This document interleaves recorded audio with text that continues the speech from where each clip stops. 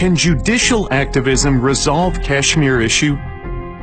Recently, the Supreme Court of India was hearing arguments by Jammu and Kashmir High Court Bar Association, which had filed a petition for a ban on pellet guns.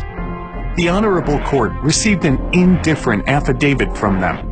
According to the affidavit, a cession of Jammu and Kashmir with India is mysterious and controversial. The affidavit was in reply to Indian Supreme Court's letter to Jammu and Kashmir Bar, asking suggestions for solution to the demands of freedom in Kashmir. The Supreme Court bench told the Bar Association that they wanted to know the reason of protests because they thought they did a mistake. As per the analysis of CJ Post, Supreme Court of India is right, as confession of this mistake has rolled out what India has been trying to cover up in the past 70 years through state terrorism on Kashmiri population into the judicial domain. Bar Association interestingly further added that every election in the valley is rigged by India. India and Pakistan have fought 3 wars on the issue, and the state is in trouble for the last 70 years.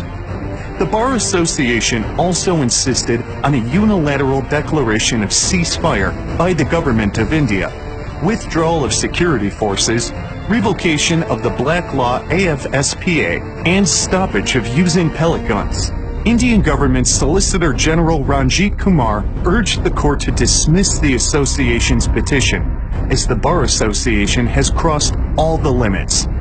This was very much expected out of a state solicitor, but for a change, next year's January 18th is set for hearing by the Supreme Court of India.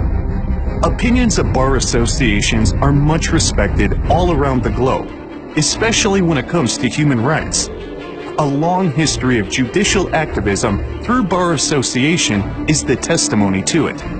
The world has already witnessed the sham democracy of India when it comes to the implementation of UN resolution on Kashmir, so giving Indian judiciary a chance seems a futile exercise.